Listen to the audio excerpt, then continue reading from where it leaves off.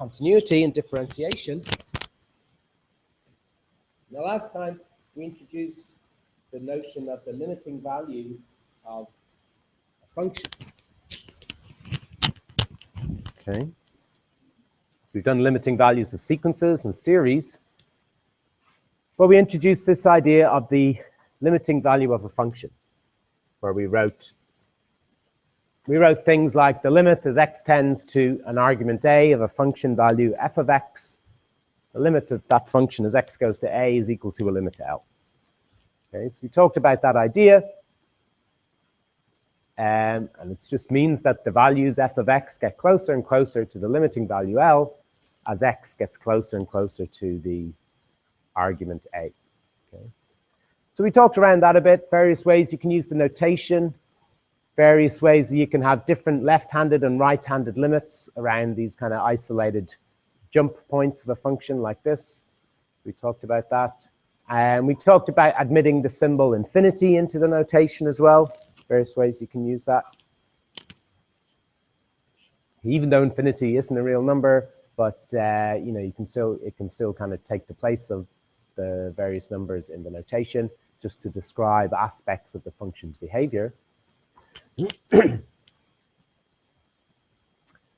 And then we looked at theorem 4.1, which was some basic properties of the limiting values of functions. Now, we didn't prove these in detail, but we're going to prove similar ones in a moment for a related property of continuity. But these were and these look very like similar properties that limiting values of sequences had. So we had remember we had the algebra of limits theorem for sequences, said that when you take a linear combination of two sequences, if the original two sequences were convergent, then the linear combination will also be convergent, and it will converge to the linear combination of the limits. Well, that's exactly what's being said, except this time for functions, limiting values of functions in the first case.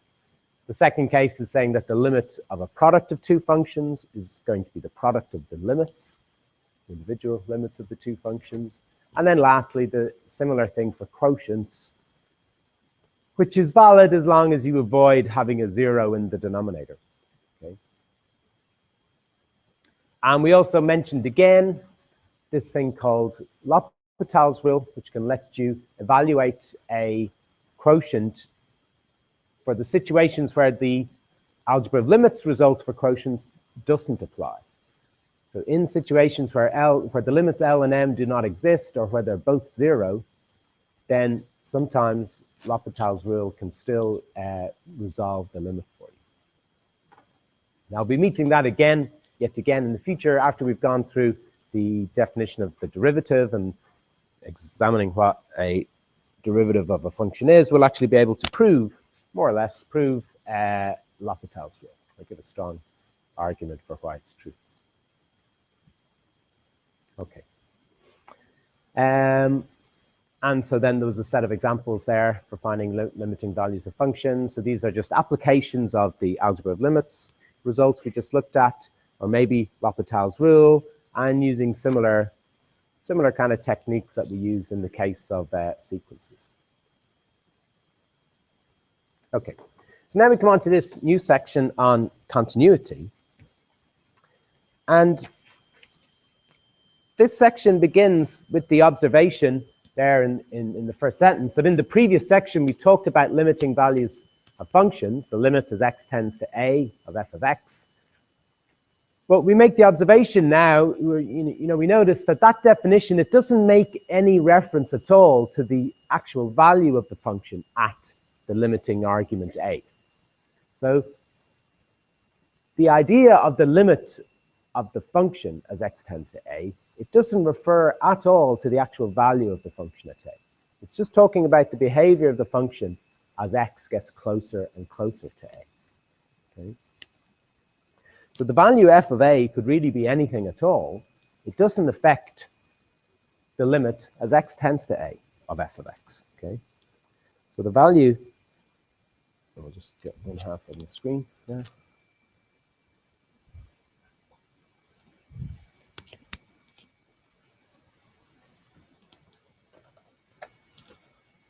So the value f of a does not affect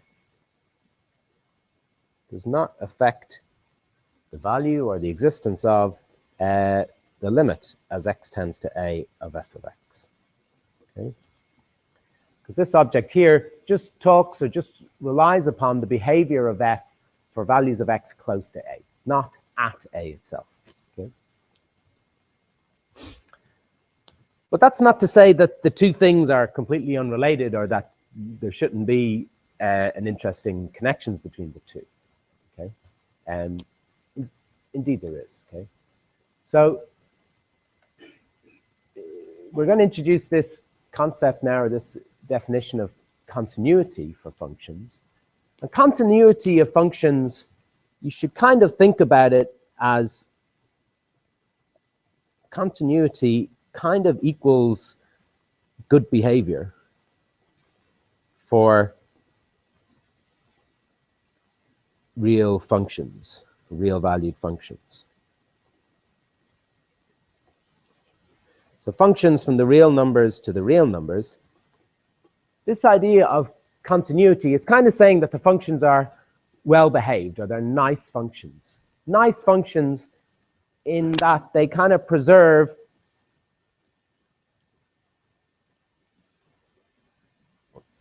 saying that they preserve in a kind of way we'll talk about in a moment, they preserve the notion of distance. Well, not exactly preserve, but they preserve the idea of closeness in the domain and codomain of the function.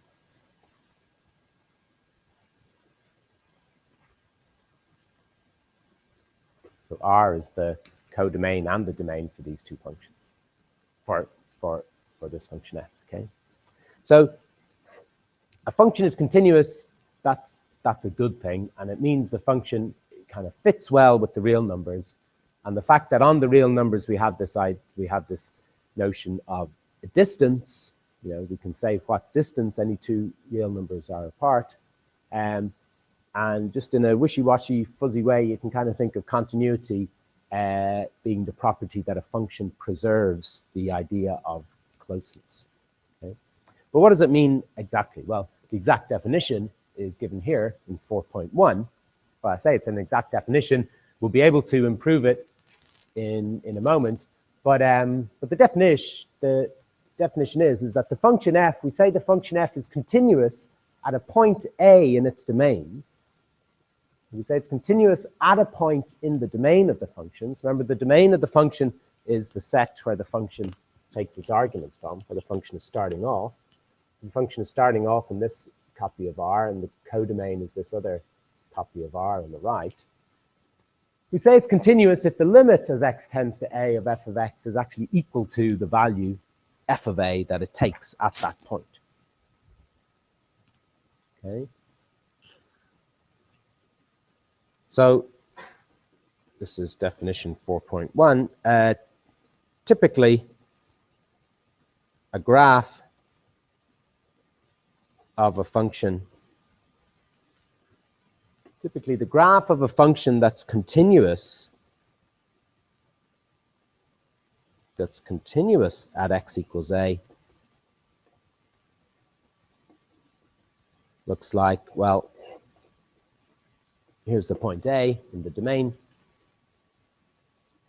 Well, the function could be doing anything really away from A, but the idea is that in some neighborhood of A, the function is just kind of smoothly or continuously changing value. As you pass, as you get closer and closer to A, as you pass through A and go out the other side, okay, the function is changing in value, but it's doing so smoothly. Or continuously, I should say, continuously. There's no breaks in the function. Okay, there's no breaks in the function graph at A. Okay, it's just one unbroken line. And the function is changing value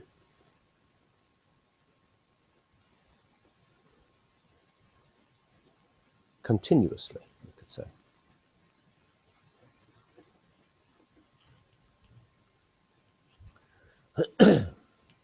I said smoothly before, but that I shouldn't say smoothly, because smooth is a technical term in mathematics, and it would refer to the fact that the function is differentiable. So we'll be coming on to that concept soon. So I'll point out the difference mathematically when we say changing continuously or changing smoothly. Those refer to two different things. So we'll point those out when we come to them. Non-continuous, so a function that isn't continuous at x equals a might look like, how might that appear? Well, the graph of a function not continuous at a, well, it could be that up to a it's doing something, changing continuously, but perhaps suddenly at a it jumps in value. Now this graph doesn't really indicate what the value of the function at a is. So suppose we could have a filled in circle here to denote that f of a is actually this lower value. And then just for values to the right of a, the function value picks up on this graph up here. Well, this is an example of non-continuous behavior. Okay. So this is called here we have x equals a is a point of discontinuity.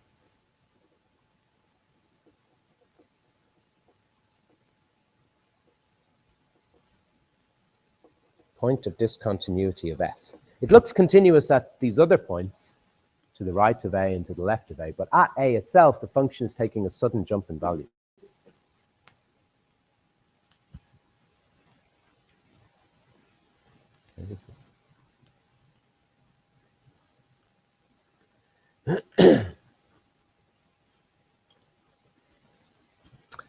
So we can say a function is non-continuous at a, or that it has a discontinuity at a.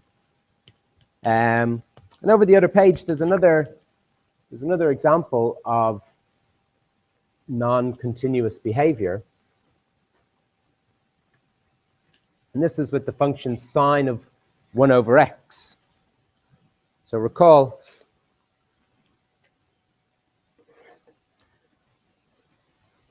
that the sine function, sine of x,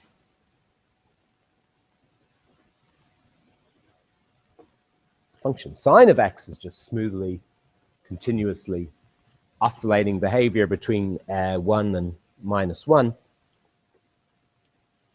But when you look at sine of 1 over x, it produces a graph like this.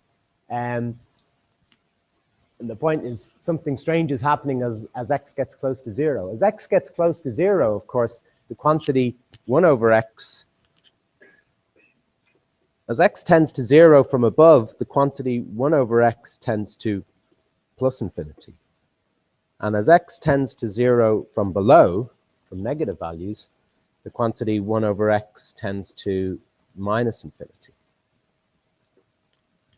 So what that means is that as you get closer and closer to 0, as you approach 0 from either side, the argument 1 over x, which is the argument of the sine function, that's getting larger and larger without any upper bound. Okay? So that causes the argument to kind of zoom along the real axis of the graph of sine of 1 over x, or zoom along the negative direction of sine of x. So you get the function has to go through an infinite number of these cycles. So here it is going through these cycles as it oscillates back and forwards between 1 and -1. But the sine of 1 over x, as you get closer and closer to 0, the function has to go through an infinite number of these peaks and troughs as you get closer and closer to 0. So not only is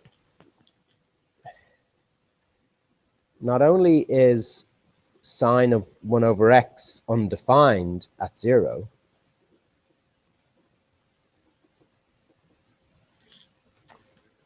so it's At the moment, it's certainly not continuous at 0 because it doesn't even have a value at 0. So we can't say that the function is continuous at 0. But there's no way to kind of fix its continuity. We can't even just arbitrarily define a value for the function at x equals 0. There's no way to do that to make the function continuous because the limit of the function as x goes to 0, it doesn't exist either. Okay. But also the limit as x goes to 0 of sine of 1 over x does not exist. So this function is certainly not continuous at x equals 0. It's continuous everywhere else. There's no problem with it, with its continuity at every other point in the domain. But at x equals 0, both the function itself doesn't have a value yet, but we could easily just decide what the value of the function should be at 0, or arbitrarily say. But even however we do that, it still won't be continuous at x equals 0 because this limiting behavior of the function, as x gets closer to 0, that it doesn't exist, okay? Because it's oscillating an infinite number of times as you approach 0. Okay, so sine of 1 over x is non-continuous at x equals 0.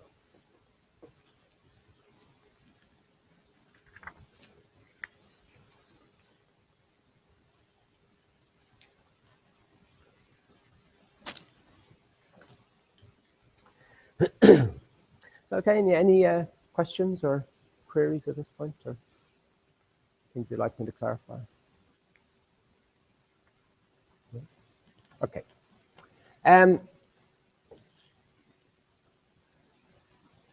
So this function of continuity, this notion of continuity, as I said, think of it in terms of saying that a function is well behaved in terms of the real numbers.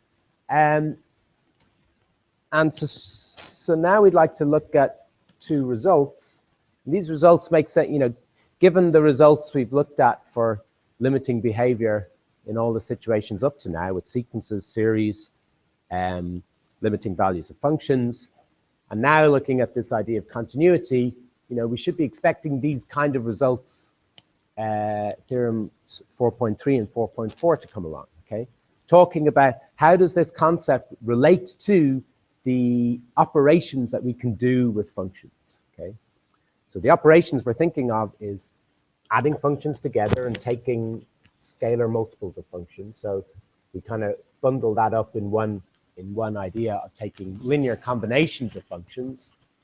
If you've got two functions f and g, you can take their linear combination alpha f plus beta g for two real numbers alpha and beta. You can also take their product. If you've got two functions, you can multiply them together. That gives you a new function. And as long as you stay away from 0, if you've got two functions f and g, you can take their quotient, f divided by g.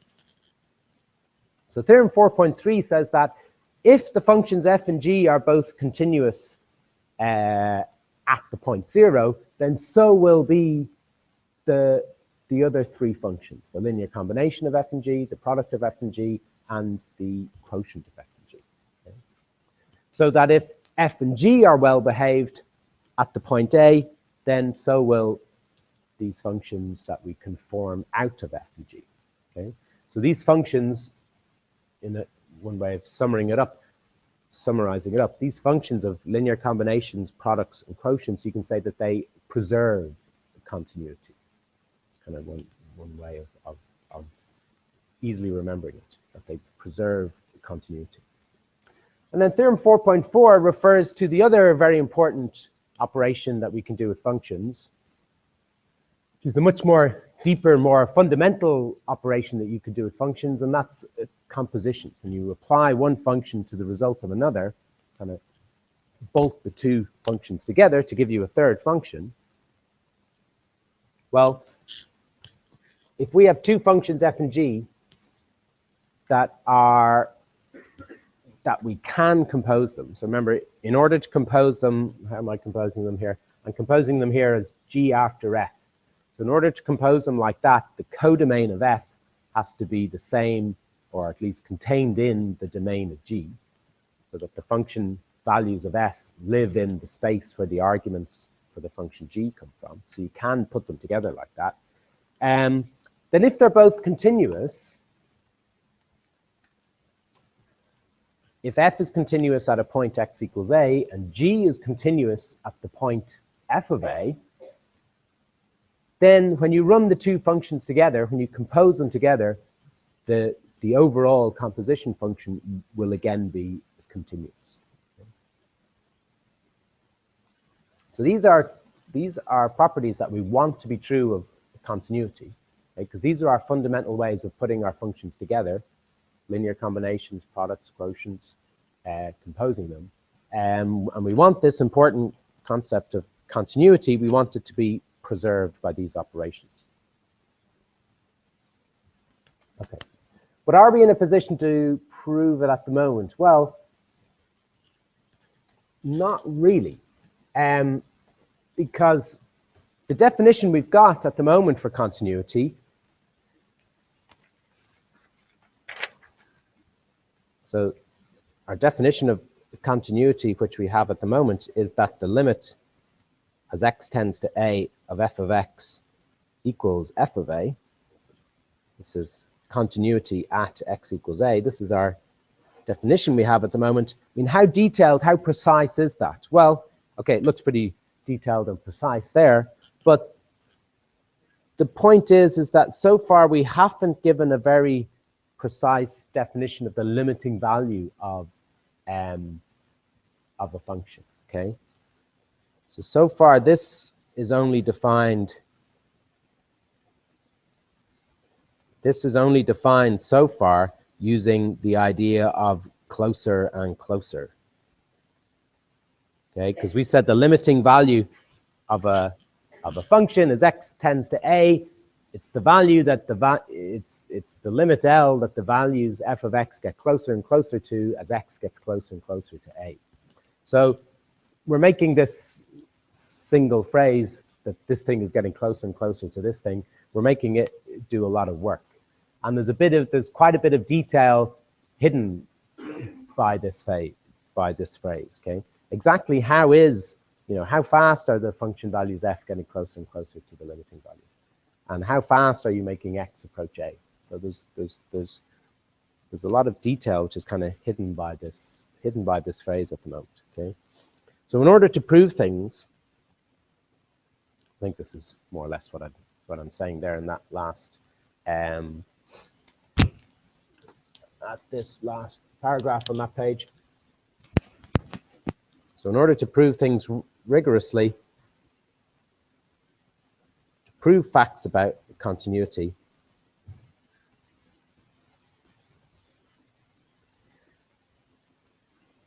we need a fuller, more rigorous definition.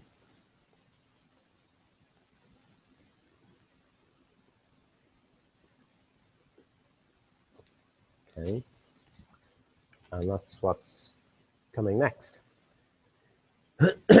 So this definition, okay, it's got a lot more variables in it floating around, but what we're getting rid of is using this phrase closer and closer.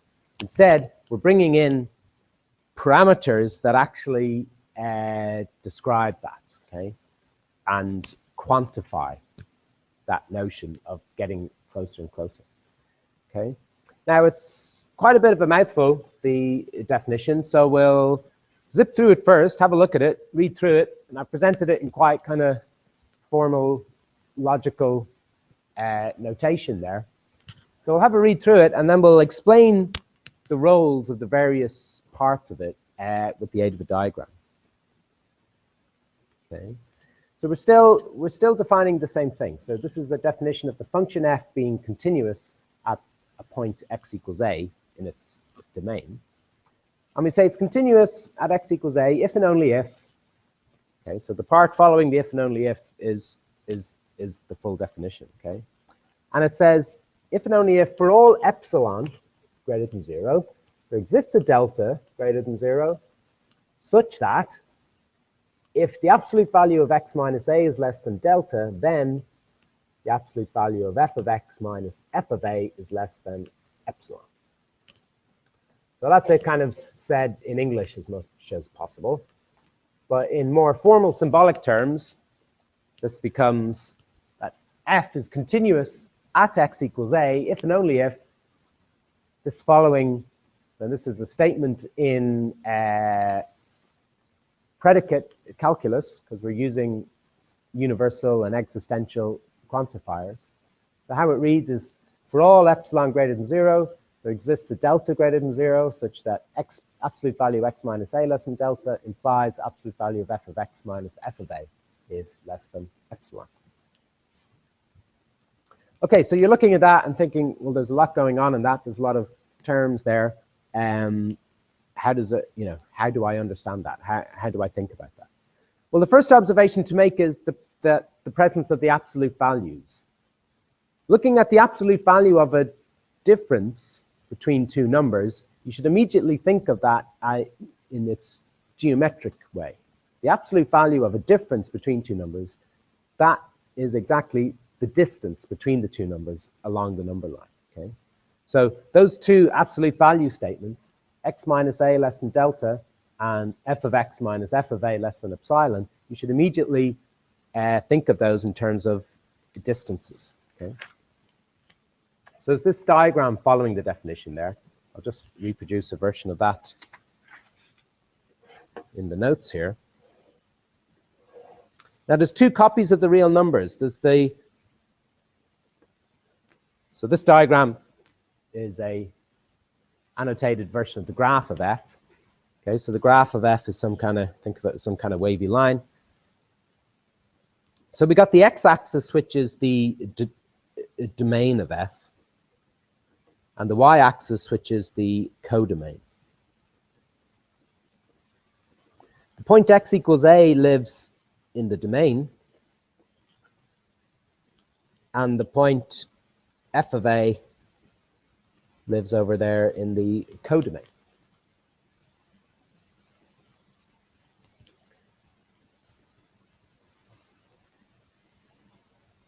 Okay, so the function takes the value f of a at x equals a. Okay? So f of a is the height at this point in the graph above x equals a.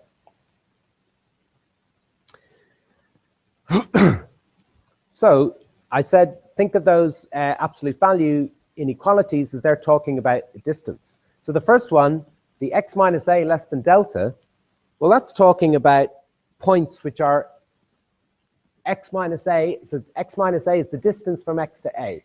We're saying it's less than delta. So where are all the points that are within a distance delta of a? Well, that's describing some open interval around the point x equals a. So in the domain, we have this open interval here, which has radius delta. So this top point is a plus delta, and this bottom point is a minus delta.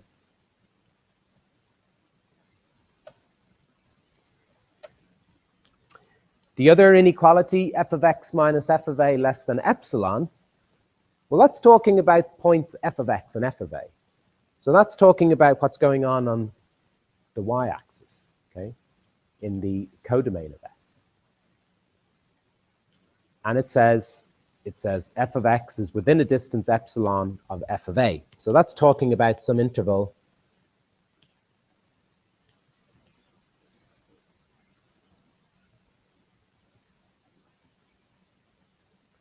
open interval around the point, centered on the point f of a, and it's got radius epsilon. So its lower limit will be f of a minus epsilon, and the upper limit will be f of a plus epsilon. Okay. So now we can kind of get a geometric view, a geometric understanding of this definition of continuity. Now, but it's important to take account of the different quantifiers. We're saying for every epsilon, there exists a delta. Okay, so the epsilon you think of as being specified first. For any for every value of epsilon, for any positive value of epsilon. So that's saying for any possible interval that you put around the point f of a certain property holds.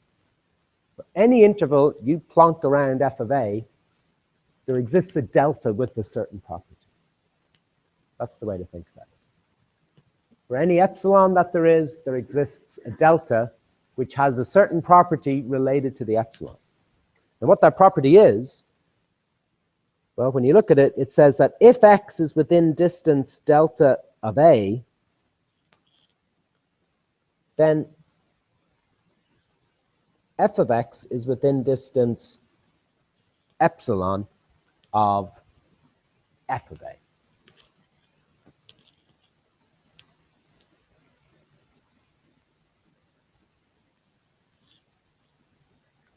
So what have I indicated there on the diagram? So I've done them in red. I don't know if it looks too red on the screen, but I've taken red lines. I've sent them up from from the two ends of this interval, mapped them up to the graph of f, and then sent them across.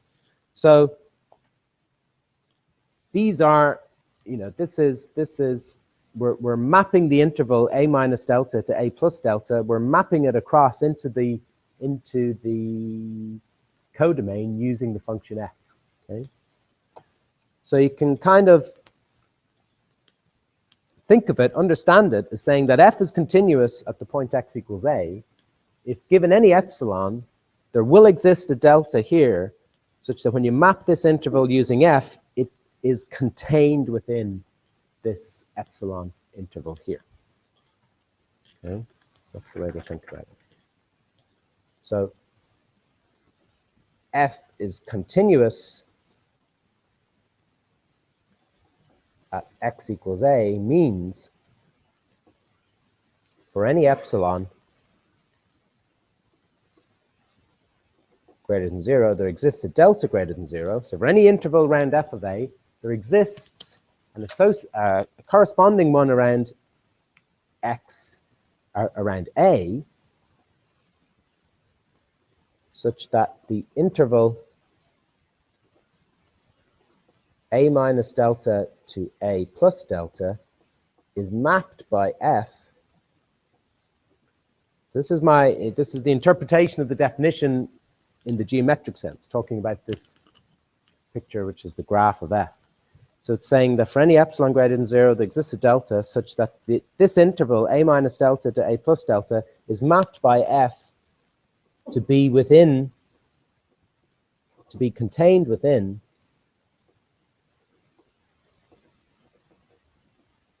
the interval, and this interval is in the codomain from f of a minus epsilon to f of a plus epsilon.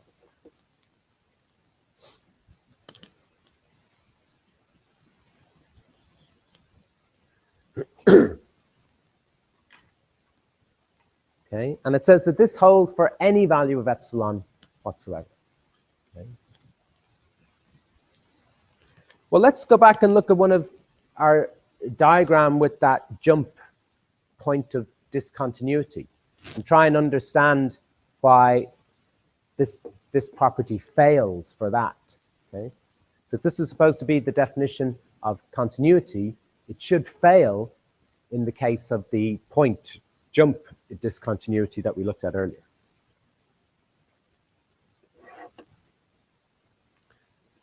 So recall the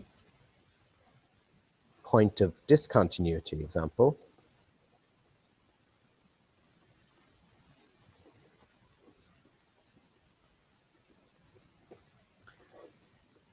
So the point of discontinuity example, the function is coming along and suddenly it makes a jump at x equals a. Now we have to say where the value of x equals a is. So let's just say it's equal to this top value here. So I'll put a filled in dot there and an empty dot here. So f of a is up here. Well, you can see here that no matter what interval,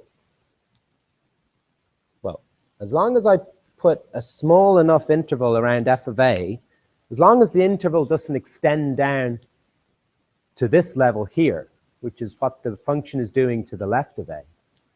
If this interval here, which is f of a plus epsilon, f of a minus epsilon, there is no value of delta which does, which fits the requirement here. Because whatever interval of radius delta you put around x equals a here, it's always going to capture points to the left of a, okay? Because this interval is centered on a. So it's always going to let in points to the left of a. And these are always going to have values down here, okay?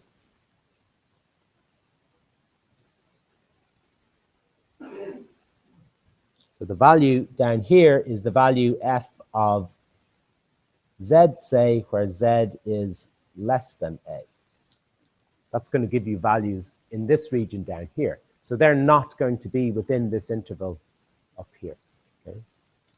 So this is the reason, we can see here how the definition fails for this, for points of discontinuity like this, okay?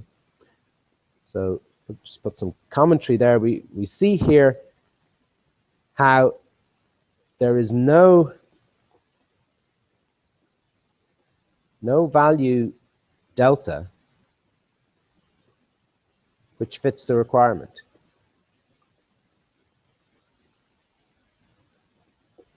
There will always be points.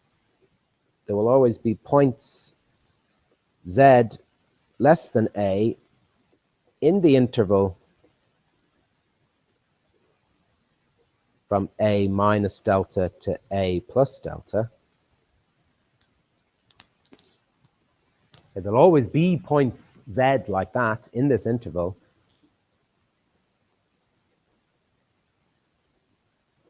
And then f of z will always lie outside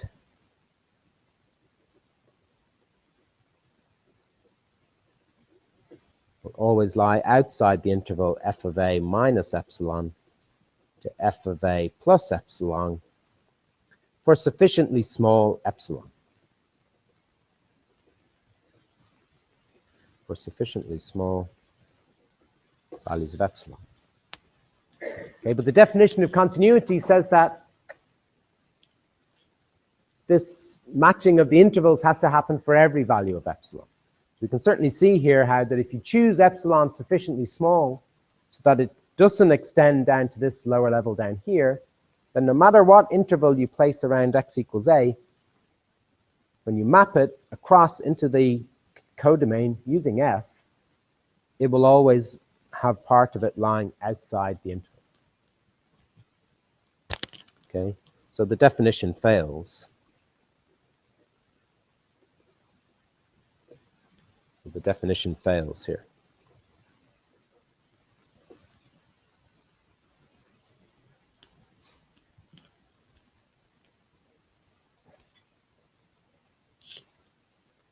Okay, but it's the same idea that we started off defining at the top of the lecture. The function's continuous at x equals a, just if its limiting behavior as x approaches a agrees with the value the function takes at a itself.